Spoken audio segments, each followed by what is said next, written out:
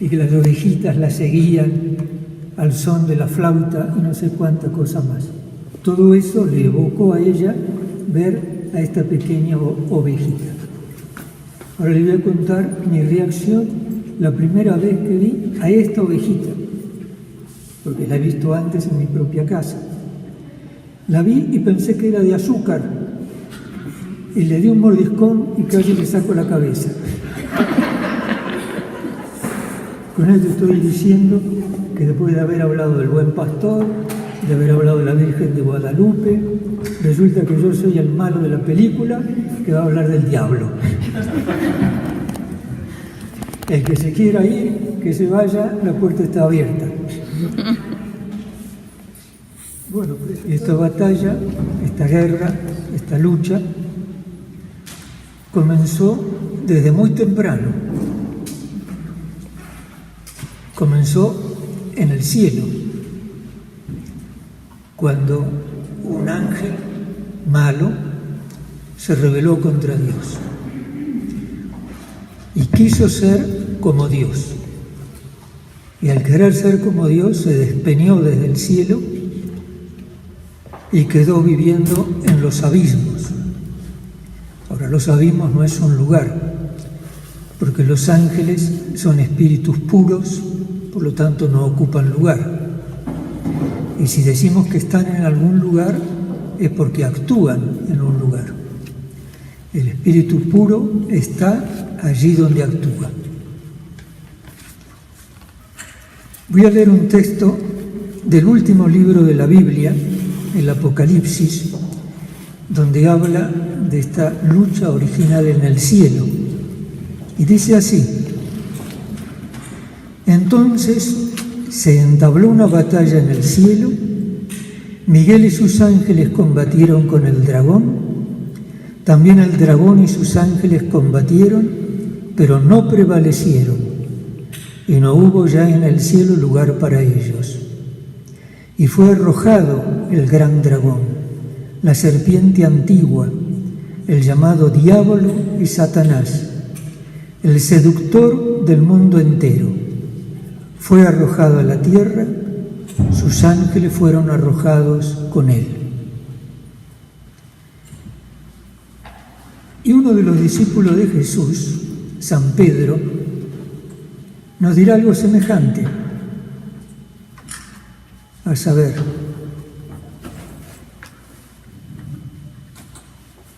Dios no perdonó a los ángeles que pecaron, sino que precipitándolos en los abismos tenebrosos, los entregó para ser custodiados hasta el día del juicio. Por supuesto que ese abismo tenebroso no es un lugar físico, porque los ángeles como espíritus puros no ocupan lugares físicos, sino que allí donde obran, allí están presentes. Es curioso que los sucesores de Pedro, ¿alguien sabe quiénes son los sucesores de Pedro? Los papas. Los sucesores de Pedro, en los últimos años, hablaron con cierta frecuencia sobre el espíritu del mal, sobre el mal, sobre el maligno.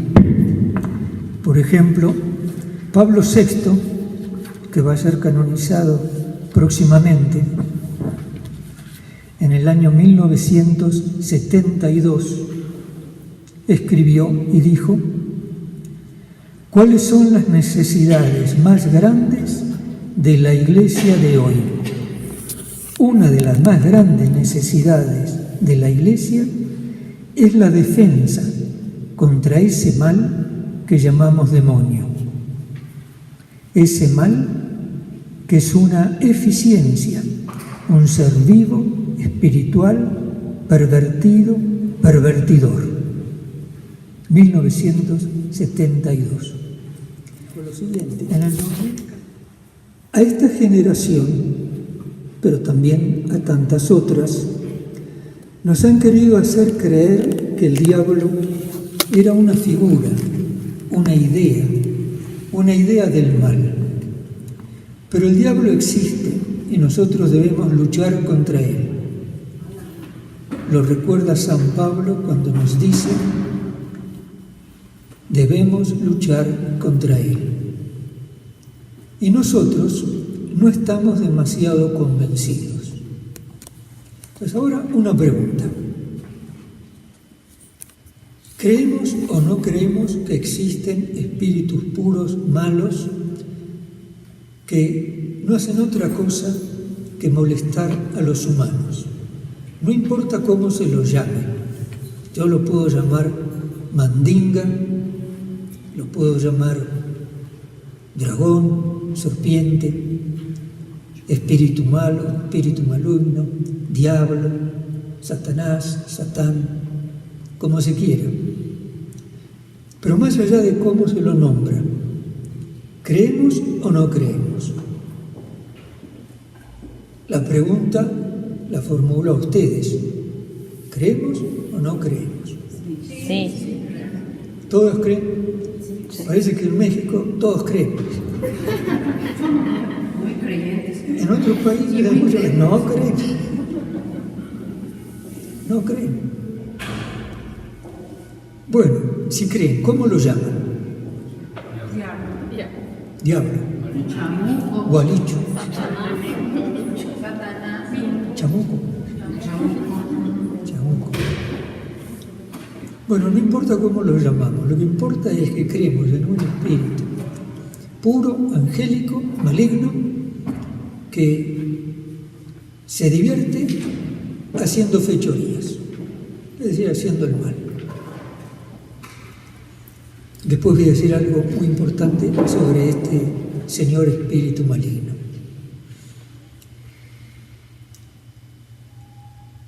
¿Qué nos dice el Evangelio? Siempre respecto al espíritu maligno. Si uno lee todos los Evangelios, tratando de sacar el mensaje respecto al espíritu maligno, se encuentra con lo siguiente. En primer lugar, que el mal espíritu destruye, separa, divide, miente, calumnia, etc. Siempre haciendo el mal. Y eso lo encontramos afirmado por Jesús, lo encontramos afirmado por los primeros discípulos de Jesús y lo encontramos también afirmado por los evangelistas. Todos tienen una certeza, como la de México, de que el mal espíritu existe. Segundo, que Jesús fue tentado en el desierto y fue tentado respecto a su misión, a su obra. Es decir, el mal espíritu le propone a Jesús un plan para salvar a la humanidad que en realidad era torcido, falso, mentiroso, etc. Dentro de ese plan estaba darle culto a él, a Satanás. Un tercer dato. Para Jesús la enfermedad y los endemoniados son cosas diferentes. Y lo tiene muy claro. Con los endemoniados se pone justiciero, se pone, ¿cómo decir?, lo contrario de misericordioso. Les habla con autoridad, les ordena, los expulsa.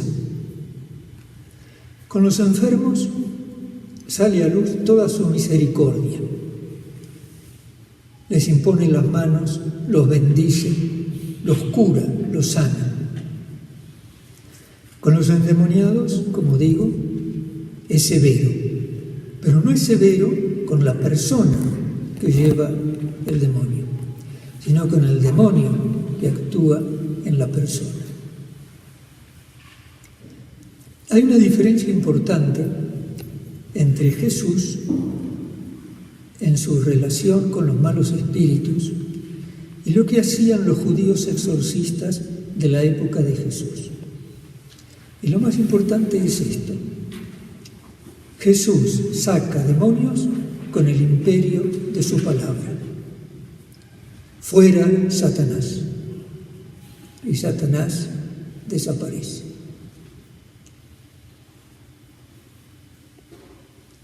En los endemoniados hay algún tipo de disociación de la persona.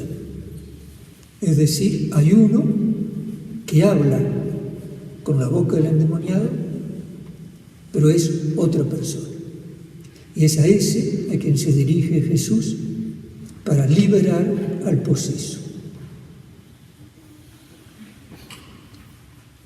Lo más importante, Jesús echa demonios con el poder de su palabra. Quisiera ahora leer un texto divertido del Papa Francisco respecto a San Miguel Arcángel. Resulta que hemos leído que en el cielo hubo un combate, y en ese combate San Miguel Arcángel, con los suyos, derrota al mal espíritu, y el mal espíritu es arrojado a las tinieblas, al abismo. Escuchemos al Papa Francisco, que es un pastor, más que un teólogo, es un pastor, se cuida del rebaño y habla fácil. Dice lo siguiente: el gran Miguel es el que hace la guerra al diablo, al dragón, a la serpiente antigua, que molesta en nuestra vida. Seduce a toda la tierra habitada como sedujo a nuestra madre Eva, con argumentos convincentes. Y después, cuando hemos caído, nos acusa ante Dios. Come del fruto, te hará bien, conocerás muchísimas cosas. Y así empieza, como la serpiente, a seducir, a seducir. Y después, cuando hemos caído, nos acusa ante Dios. Este es un pecador, este es mío, este es mío. Esa es justa la palabra del diablo. Nos vence por la seducción, después nos acusa ante Dios. Es mío, me lo llevo conmigo. Pero Miguel le hace la guerra. El Señor le dice que le haga la guerra. Para nosotros que estamos en camino, en esta vida hacia el cielo, Miguel nos ayuda a luchar y a no dejarnos seducir. Quiere decir que tenemos un ángel, aparte de Jesús, que nos acompaña en el camino de la vida para impedir que el diablo nos seduzca y reclame que le pertenecemos. Esto es una buena noticia. Cuando digo es una buena noticia, el diablo lleva siempre las de perder. ¿Ustedes saben lo que hacen los cobardes antes de huir? No puedo creer que nadie sepa. Se agrandan haciendo creer que tienen un poder, una fuerza, un respaldo detrás suyo que en realidad no lo tienen. Si uno se achica, el cobarde se agranda. Y si uno se agranda, ¿qué pasa con el cobarde? Se achica y sale corriendo. Bueno, eso es lo que pasa con el diablo. Y es eso lo que nos enseña el Evangelio. Ahora, una de las obras del mal espíritu es hacernos olvidar esa verdad elemental que nos enseña el Evangelio. Dicho esto, ustedes dirán, ¿qué es lo que yo tengo acá al lado del micrófono, no? Lo que tengo es un libro, pero lo tengo mimeografiado para escribirle encima.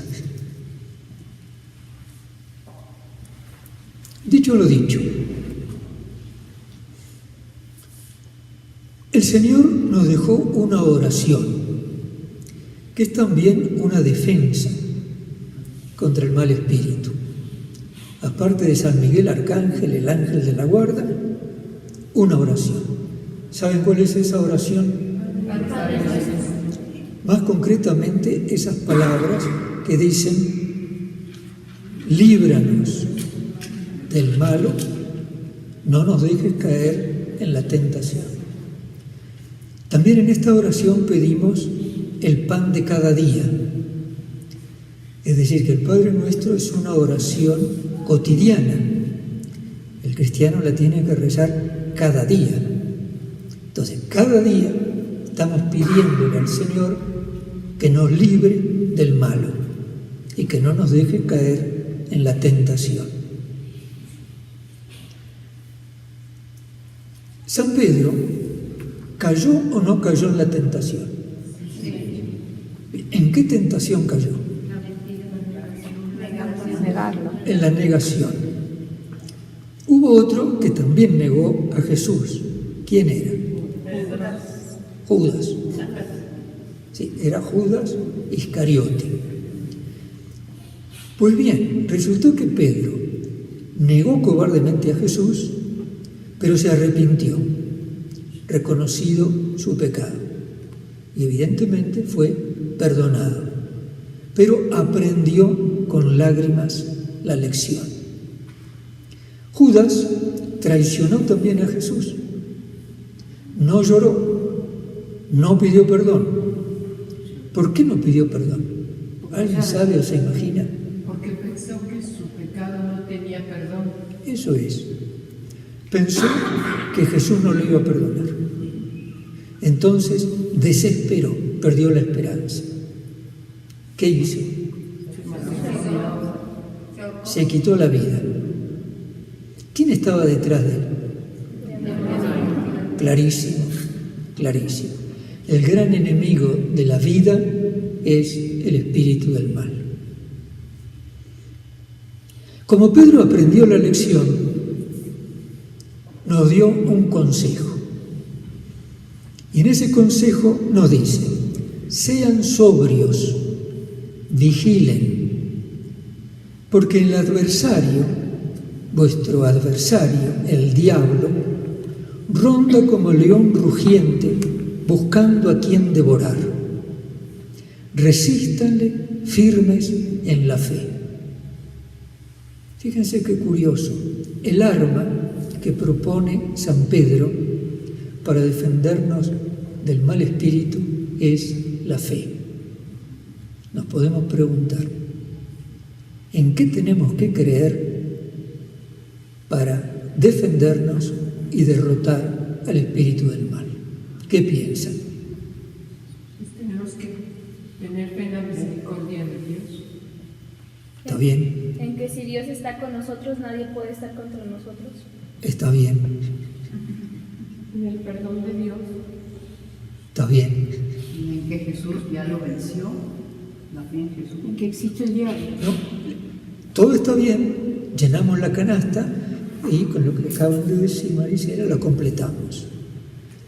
Que Jesús en la cruz venció al mal espíritu. Quiere decir que el mal espíritu es un vencido, además de ser un cobarde. Y por eso aparenta lo que no es. Aparenta ser un general de brigada victorioso, cuando en realidad es el jefe mezquino de un ejército en retirada y totalmente vencido. Entonces, nuestra fe, de la cual habla San Pedro para vencer al adversario, es que Jesús en la cruz y resucitado venció al espíritu del mal, de una vez para siempre. Y si nosotros lo creemos, compartimos la victoria de Jesús. Me sale decir pobre diablo, ¿no? Porque parece que lleva siempre la de perder. Sí, desde la cruz y la resurrección lleva la de perder. ¿Por qué entonces, si lleva la de perder, por qué andamos con miedo a mandinga? ¿Qué piensan? Porque estamos lejos de Dios. Porque nuestra fe no es fuerte. Es verdad, es verdad. En la medida que decrece nuestra fe, crece el alarde ficticio del mal espíritu. En la medida que nos separamos del Señor, muerto en la cruz por nosotros y resucitado por nuestra salvación, el otro saca pecho, se agranda, y a la inversa. Por eso nos dice el buen Pedro: resístanle firmes en la fe.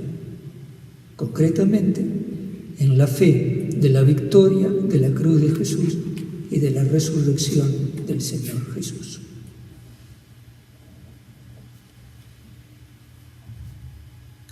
San Pablo nos dice que el último enemigo en ser vencido será la muerte.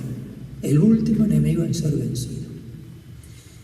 Es curioso que el mal espíritu, en sus tantas mentiras y engaños, nos convence de que tenemos que darle culto, como si fuera Dios, a Santa Muerte. ¿Quién está detrás de eso? ¿Qué piensa? Más claro que el agua. Es el último enemigo en ser vencido, y acá resulta que, seducidos por Satanás, nosotros comenzamos a dar culto a Santa Muerte. Nada menos que Santa Muerte. La contradicción es alevosa, fragante, a todas vistas. Y no obstante, nos seduce, y ahí nos vamos con nuestra estatuilla de Santa Muerte. Dicho esto, algunos consejos.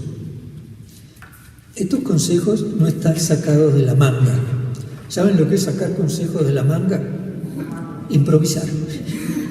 Metió la mano en la manga y sacó unos consejos, evidentemente por su improvisación no tienen ninguna utilidad para nada.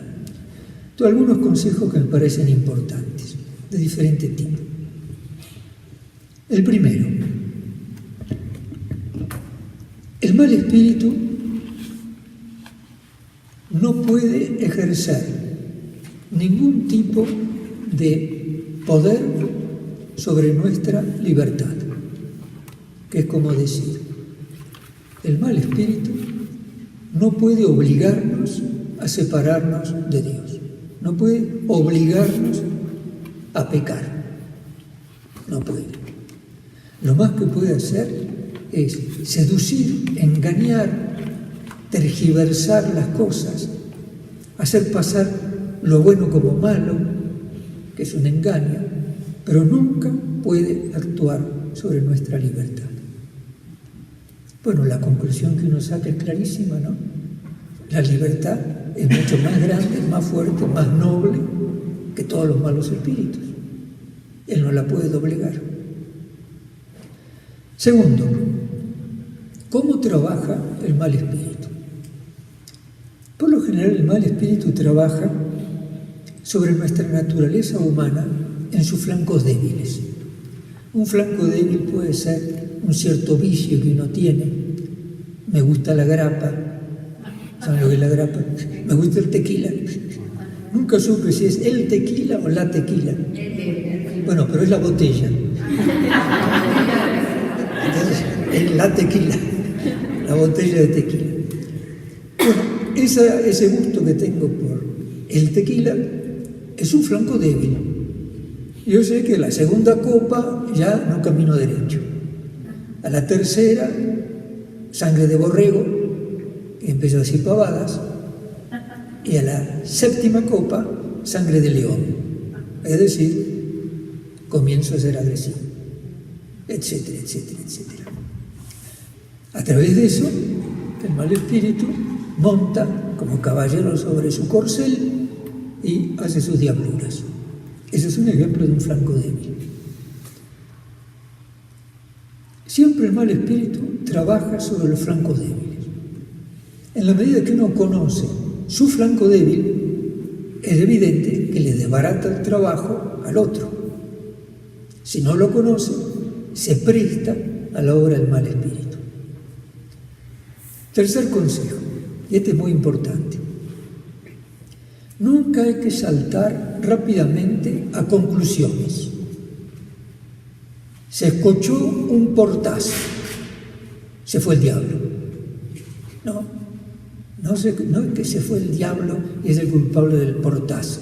Simplemente había una corriente de aire y el aire empujó la puerta y se escuchó un portazo.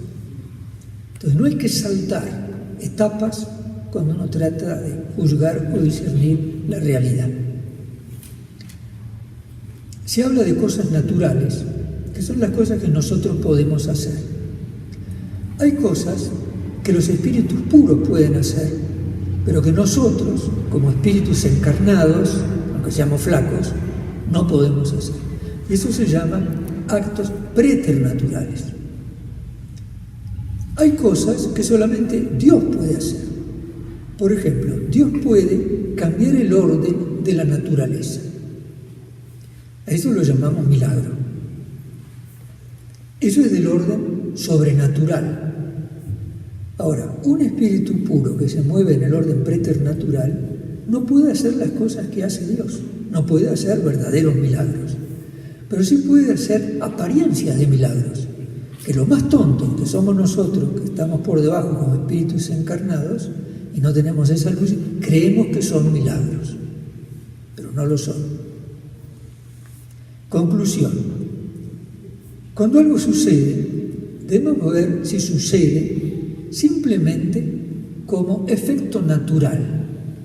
Es algo natural. Si descubrimos que no hay ninguna causa natural, podemos entonces pensar que a lo mejor es algo que sucede preternatural.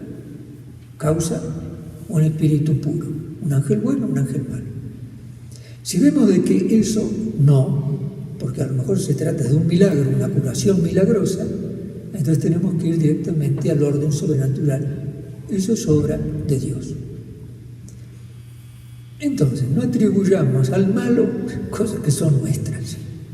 Y por supuesto, mucho menos, no atribuyamos a Dios cosas que no son de Dios. Se enfermó, se murió, me enojé con Dios. No, querido, ¿por qué te enojaste con Dios? Porque se murió fulano. Es natural que uno se muera. Entonces, ¿qué tenemos que enojarte con Dios? Saltaste a Dios, le reprochaste a Dios y no sé cuántas cosas más. Dios tiene un gran respeto por el orden natural de su creación. Y esto es algo también importante a tener en cuenta.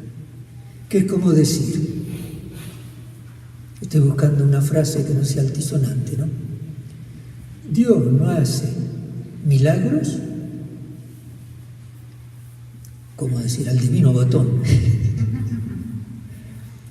Dios no hace milagros porque sí. Eso. Y si los hace, hay una razón importante de fondo. Otro consejo.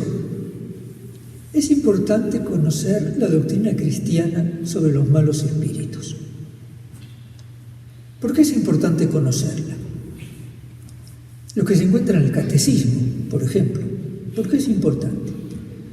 Cuando uno desconoce la doctrina cristiana, fantasea, es decir, sale con afirmaciones totalmente fuera de lugar respecto al mal espíritu. Y esas afirmaciones provienen de nuestra propia ignorancia, no provienen del conocimiento de la doctrina cristiana. Quizá peor todavía, cuando ignoramos la doctrina cristiana sobre el mal espíritu, entonces le tenemos miedo al mal espíritu y nos corre el mal espíritu con nuestra ignorancia. Si yo ignoro que Jesús venció al mal espíritu en la cruz y en su resurrección, entonces yo le tengo miedo al mal espíritu porque lo considero de que es un vencedor y que lo sigue siendo. Pero si yo sé que es un perdedor y un vencido, entonces me podría asustar cuando algo pasa, pero luego no le tengo miedo. Y si me asusto es por lo imprevisto de lo que sucedió. Así como me asusto, por ejemplo, a ver algo de la vida real. Un día mi hermana menor, éramos 6 varones y una mujer, huelga decir, ella la predilecta de papá y mamá. Entonces un día mi hermana le quería hacer un chiste a mi padre. Entonces nos preguntó a nosotros, ¿qué chiste le puedo hacer? Digo, mira, escondete debajo de la cama cuando él duerme la siesta, y cuando ya más o menos estás pensando de que se está durmiendo, pega un alarido debajo de la cama. Y fue lo que hizo, con las consecuencias previsibles. Es decir, nosotros nos morimos de risa y ella recibió su merecido castigo. Esa es la trama de todo el cuento, ¿no? Evidente, mi padre se asustó y por eso saltó en el aire de la cama. Pero ¿tuvo miedo después? Ningún miedo. Tú no se puede asustar de alguna fechoría del mal espíritu por lo imprevisto en la fechoría. Pero eso no quiere decir que se le tenga miedo. Es más bien el sobresalto por la sorpresa, pero nada más. El mal espíritu quiere que la sorpresa se convierta en miedo estable.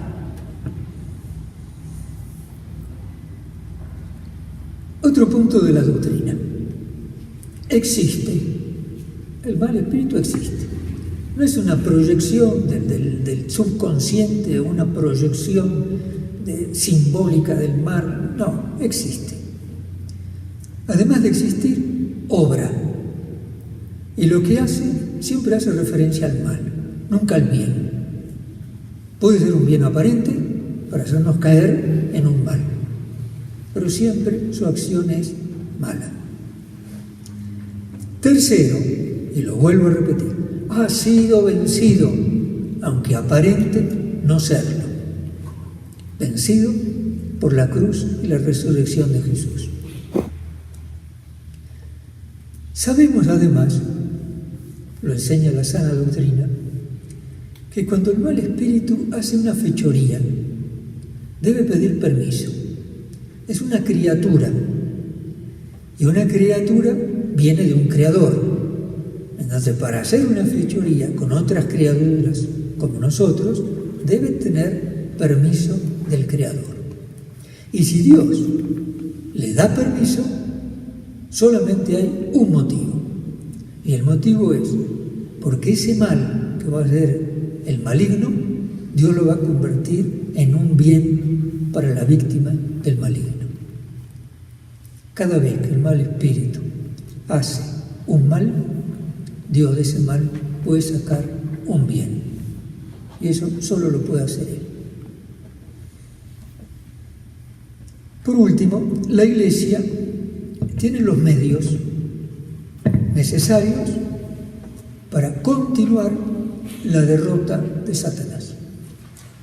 Ahora, una pregunta. Si ya fue derrotado, entonces ¿por qué sigue combatiendo? ¿Por qué sigue molestando? Si ya fue vencido. Porque se siente muy miserable. ¿Y entonces? Quiere llamar la atención. ¿Y entonces?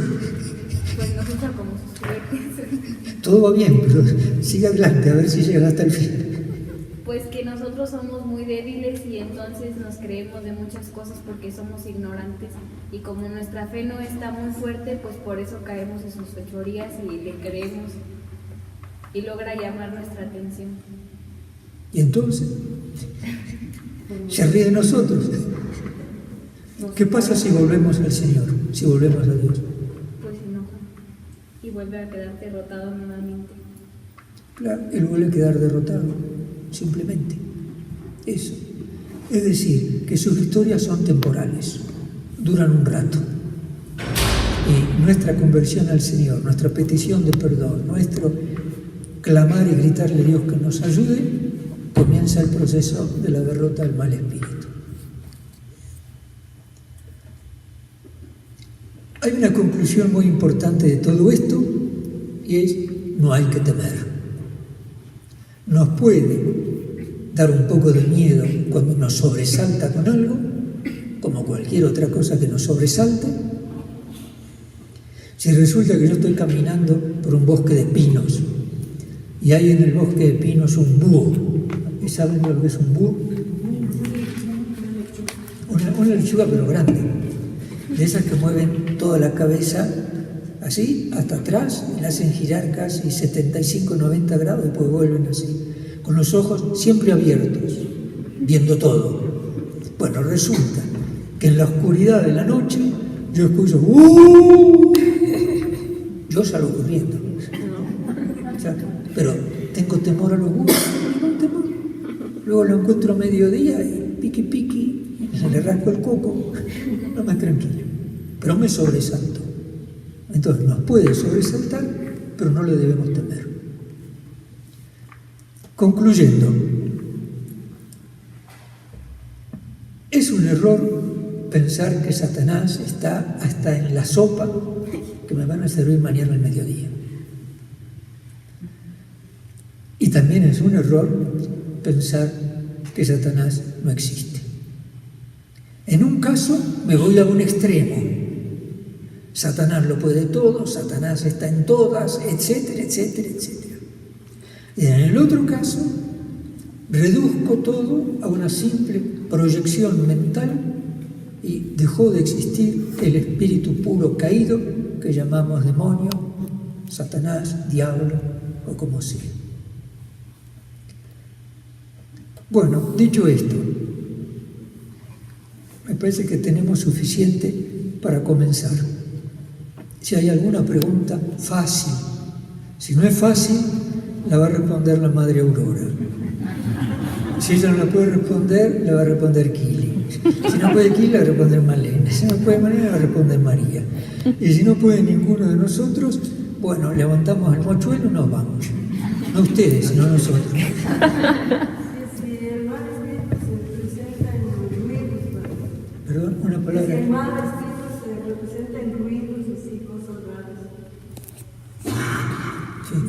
Se puede manifestar. Es una de sus formas de molestar. Puede llegar a ser. Yo antes pienso que la corriente de aire cerró la ventana o que dio un portazo.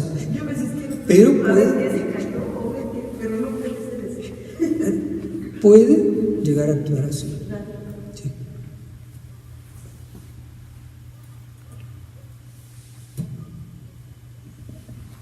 Sí, adelante. Cuando una persona se relaciona o se da cuenta de que está involucrada en algo de esto, ¿qué es lo aconsejable? Hace la señal de la cruz, le dice el Señor, nunca más, yo pertenezco a tu reino, no voy a andar con el reino de estos derrotados y de estas brujerías. Nada más. Pero si en vez de hacer eso se va con el brujo blanco, porque el brujo blanco le va a ayudar. Eso es hacer lo que hizo un corderito que yo conocí, se llamaba Putzi. ¿Saben lo que hizo? Escapó del zorro. ¿Saben dónde se escondió? En la madriguera del zorro. ¿Dónde? No solo en la madriguera, sino en la boca del zorro. Entonces, si uno se quiere liberar de un maleficio y va a un brujo para que lo libere del maleficio, se metió en la boca del lobo. Es lo peor que se puede hacer, ¿no? Pero si en vez de hacer eso, hace la señal de la cruz, reza el Padre Nuestro, hace el bien al prójimo, se acabó. Yo siento que es una persona de Testaruda. Sí, de cabeza dura. ¿Cómo se le puede ayudar para que realmente vea su realidad y haga la señal de la cruz y se vuelva a Dios? En un caso extremo, hay que permitir que se queme. En un caso extremo. Entonces, una vez que se quemó, va a aprender la lección. El error es pedagógico, ¿no? Sí, En casos extremos.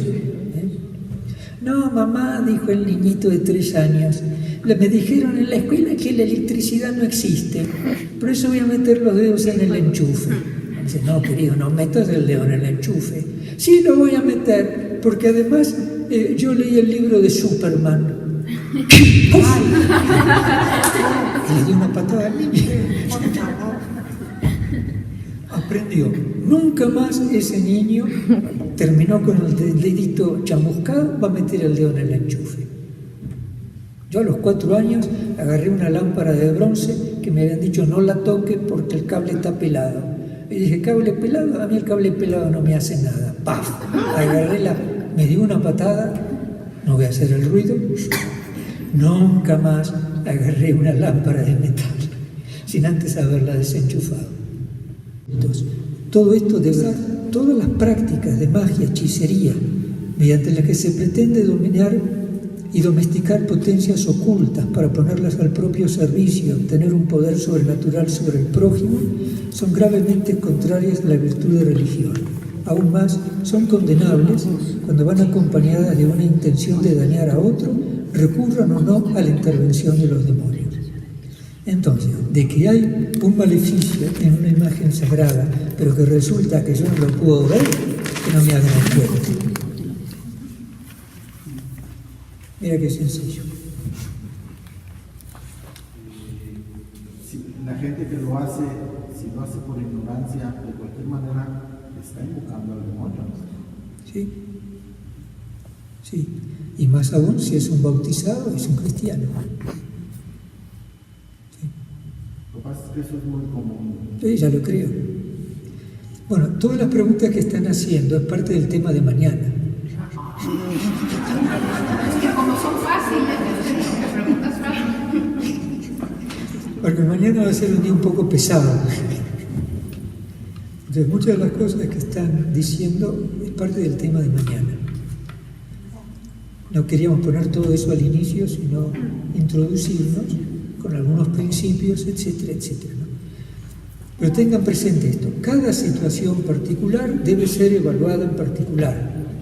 Entonces, si a mí me dicen, en esta imagen de la Virgen de Guadalupe se ha hecho un maleficio, y ahí, en el borde del manto, hay una serpiente maléfica y un demonio escondido, y yo miro y no veo nada, yo le digo, no veo nada. Y no veo nada, ahí no hay ningún demonio escondido. Dejen la imagen tranquila. Y si otro me dice, yo la veo, bueno, es cosa tuya si la ves. ¿Qué quieren más que le pueda decir? Era un recién casado. Todavía le duraba el enamoramiento. Entonces, fueron a vivir al 8º piso de un edificio de departamentos. Todavía tenían que amueblarlo, pero ella estaba feliz con la casita propia. Y él feliz de la casa que podía ofrecerle. Al 3er, 4º día, ella dijo, voy a lavar la ropa. Pero resultó que todavía no había llegado la máquina de lavar. Entonces le dijo, mira, en la azotea hay una pileta para lavar la ropa, puedes lavar la ropa, después la dejas ahí en un tacho y yo voy a subir para colgarla. Entonces ella, toda la mañana lavando la ropa, es un poco diferente el cuento, porque los cuentos se recrean. Sí, ella se llamaba Margarita. ¿Hay alguna Margarita presente? Entonces se llamaba Margarita. Y él se llamaba... José. No, es un nombre demasiado común. Bueno, él se llamaba Melquisedec. Melquisedec. Un nombre un poco raro. Ella lavó toda la mañana, etcétera, dejó la ropa en el tacho y le dijo a la hora de almorzar, mira, ahí tienes toda la ropa, si por favor puedes subir enseguida después de almorzar, y si agarramos el sol de mediodía para que se seque, y después a la noche la recogemos. Entonces él fue para colgar la ropa. Colgó. En un momento encontró una media que no tenía par. Una media verde y no encontraba la otra media verde. Resultó que ese día había un corte de electricidad y no funcionaba el ascensor. Ellos vivían, creo que no dije dónde vivían, ¿no? Ellos vivían en el 1er piso. El edificio tenía 8 y acá estamos en la azotea. Entonces pensó el buen Melquisedec bajar los 9 pisos por la escalera, solamente para preguntarle a ella qué pasó con la media verde. y después tenés que subir de vuelta los 8 pisos hasta la azotea. No, dijo, no. Yo me voy a asomar por el borde de la azotea, la voy a llamar y le voy a preguntar qué pasa con la media. Entonces, bueno, se asomó, pegó el grito, Margarita, y la otra pobre al final escuchó una vocecita de alguien que la llamaba, no sabía de qué se trataba, salió al balcón, miró por abajo, no había nadie que la llamaba desde abajo, por la calle, miró por arriba y lo vio asomado al otro, ahí, con una media. Entonces el otro le movía la media y gritaba, le falta la compañera, y movía la media. No entendía Margarita el mensaje, no entendía. Y desde abajo gritaba, ¿qué? ¿Qué quieres? Que no entiendo, etcétera.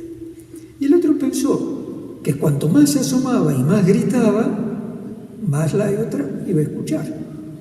Se asomó hasta que, cataplum, de la azotea sobre el 8º piso se vino abajo. Cuando pasó frente al balcón, donde estaba Margarita, desesperada viéndolo caer, Margarita no tuvo mejor ocurrencia de preguntarle, ¿va todo bien? Y él le dijo, hasta aquí va todo bien. Todavía faltaba un piso. Ustedes podrán imaginarse lo que pasó cuando llegó abajo. ¿Qué pasó? Dejó de estar bien. ¿Cómo? Dejó de estar bien. Tuvieron que llamar los bomberos, ¿no? Para que lo recojan. No pasó eso. No pasó eso. La providencia de Dios. Esa mañana, una señora anciana, que ya tenía 40 años de viuda, estaba muy triste en su casa. Entonces dijo, bueno, me voy a dar el gusto de tomar un buen desayuno. Y voy a ir al restaurante de la esquina para tomarme un buen desayuno. Y allí fue, y resulta que el restaurante estaba en el mismo edificio donde vivían Melquisedec y Margarita. Pidió un soberano desayuno, se lo trajeron, ya había salido el sol, el que atendía el lugar corrió un toldo para que no le moleste el sol a la buena señora, y todo coincidía a la misma hora en que el otro pobre se venía precipitando desde la azotea. Y en un momento la señora vio que el toldo se hundió así, ¡brum! Una tremenda panza en el toldo. Ella miró y dijo, ¿quién es? Y el otro pobre dijo, Melquisedec. Y en ese momento, mala fortuna, pero que terminó bien, se empezó a rasgar el toldo por el peso de Melquisedec. Hasta que en un momento, ¡cataplán!, cayó. Y aquí, que por providencia de Dios cayó sentado en una silla que estaba, por nostalgia de la buena señora que tomaba su desayuno, en memoria de su marido, por supuesto vacía. Y ahí, ¡crac!, cayó Melquisedec. Entonces la señora lo miró y dijo, ¿y usted quién es? Dijo, yo, Melquisedec, vivo en el 8º piso, me acabo de casar. Entonces la señora dice, bienvenido, mozo, por favor, trae otro desayuno para el señor. Hasta ahí, todo bien. ¿No que voy? No que voy. Margarita, cuando vio de que este pasó volando hasta el piso, lo primero que hizo fue al teléfono para llamar que vengan los bomberos para recoger al pobre, una ambulancia, etcétera, etcétera. Y luego bajó corriendo. Y este aquí, que mira, sentado a la mesa con esta señora, en un soberano y excelso desayuno, a Melquisedec desayunando. Entonces dice, Melquisedec, ¿qué haces ahí? Entonces le dice, te dije, hasta aquí todo bien. Bueno, entonces hasta aquí todo bien.